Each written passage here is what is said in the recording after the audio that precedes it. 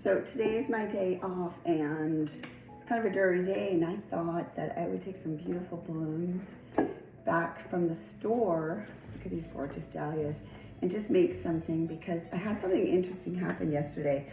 A really lovely client came in and she has this vase at home, and she said, you know, Sandra, I just don't know what to do with it. I don't know what to put in it. I really don't know where it should go. So from my experience, I wanted to give her some tips and tricks that she could use to easily fill this lovely vase. So it's sort of like just a straight cylinder. I'd say it's about 8 inches.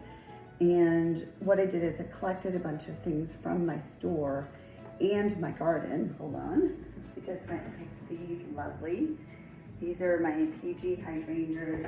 They're growing everywhere here in New England, and I thought they would be perfect for this style vase, and especially because she told me she doesn't love a lot of greenery.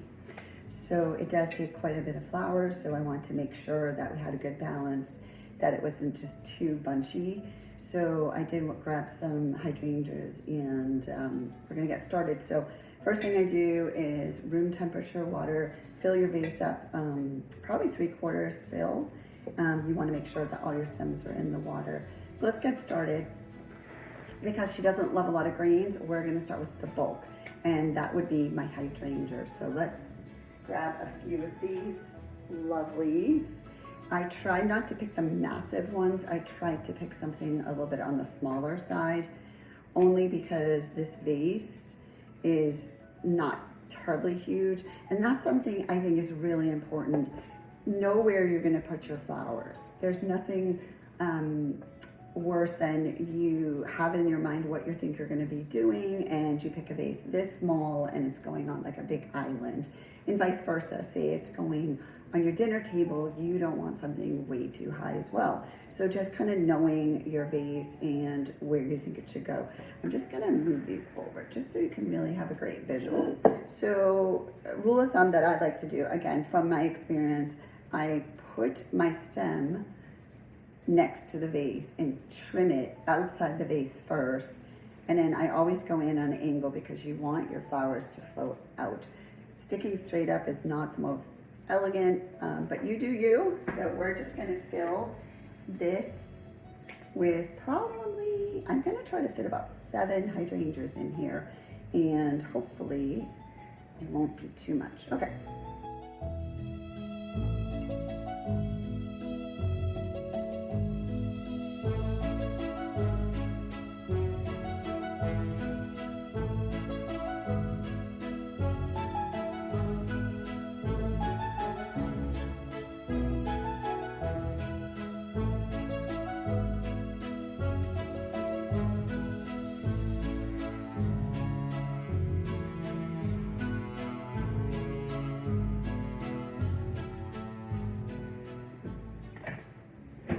So up to this point, I have added no greens. I added in probably 1, 2, 3, 4, 5, 6, 7. I was right, about 7 hydrangeas, medium in size. They're actually still a little dewy from the morning. And I just filled them in pretty much the scale of the vase. So just not too tall, but not also just teeny stems in this tall vase. Now I want to start adding my linears. Look at these adorable sweet butterfly snapdragons grown by one of our lovely flower friends who has the most gorgeous garden. And if you can grow anything in your garden, I always say it's like bringing a piece of your heart into your arrangements.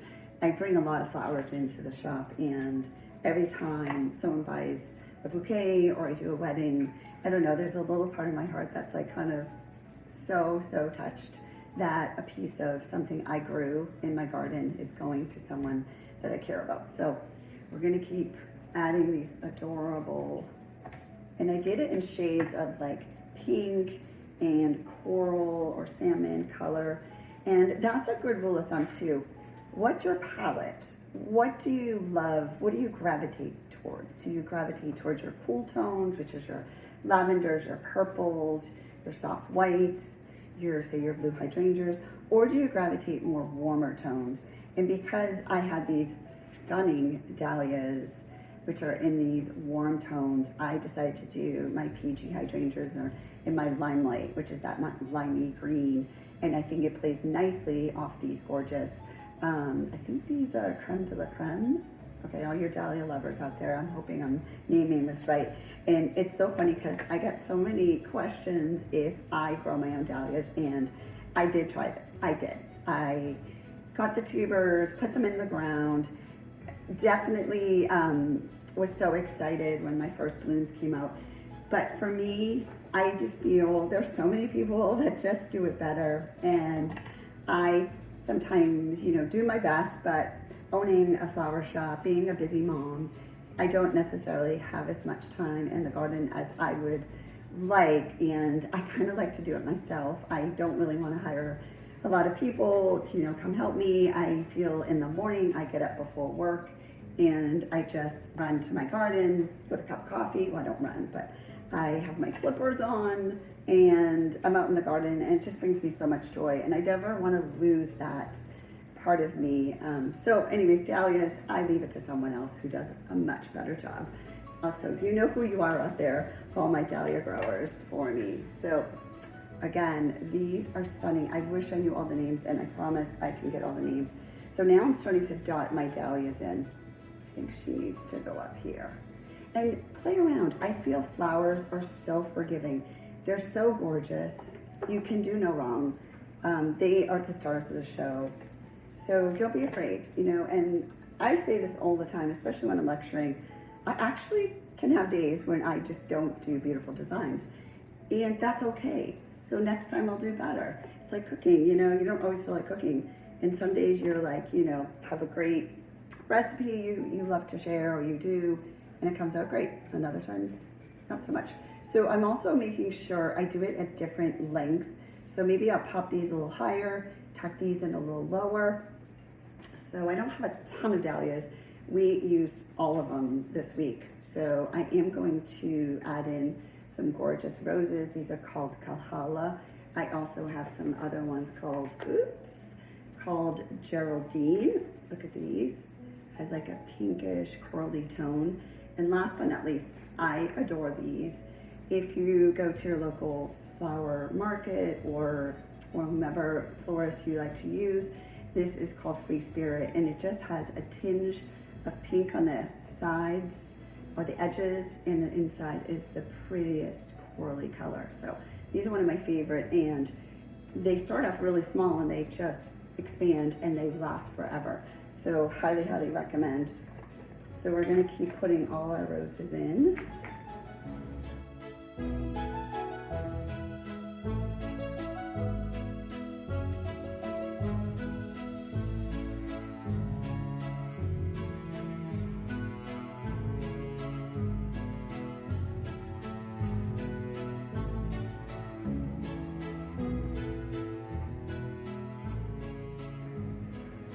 Okay, so coming to an end, we're doing really well here. All the flowers are just looking so fresh and gorgeous, and you can expect your flowers from a really good wholesaler or florist to last you.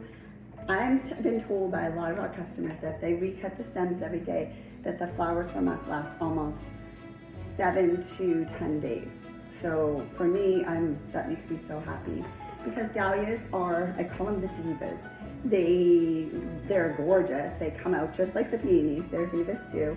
They come out, they know they're gorgeous, they shine brightly, and then they're like, bye-bye.